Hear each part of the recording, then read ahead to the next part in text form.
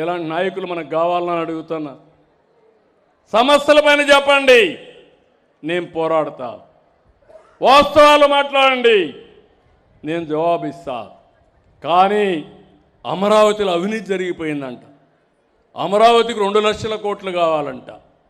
Amaravati land monetisation project హైదరాబాద్లో ఒకప్పుడు ₹1,00,000 20,000 ఎకరా ఉంటే అభివృద్ధి అయిన తర్వాత 175 కోట్ల రూపాయల ఎకరా అయ్యింది.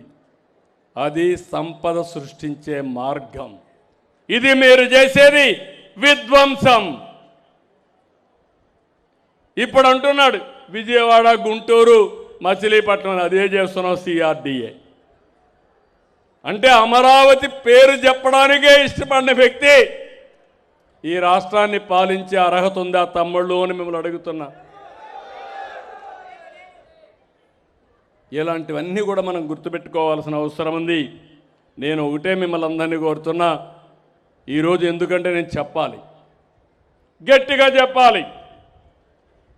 ఏదో పార్టీ ఉందని ఒక 50 మందిని రోడ్లు వేసుకొచ్చి విధ్వంసం క్రియేట్ చేసి, లా అండ్ ఆర్డర్ క్రియేట్ చేసి, ప్రజలకు ఇబ్బందులు కలిగించే పరిస్థితి ఏదైనా మాట్లాడితే దానిపైన నా మీద, పార్టీ మీద, ప్రజాస్వామ్యం గురించి మాట్లాడతారు. కడాన మీరు చూస్తే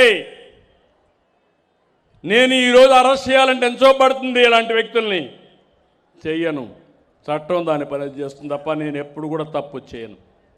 అదే ఆ రోజు మీరు చూడండి, నేను నంద్యాలలో ఉంటే నోటీసు కూడా ఇవ్వకుండా నన్ను దేశపు ఏ తప్పు చేయకుండా జైల్లో పెట్టేశాడు.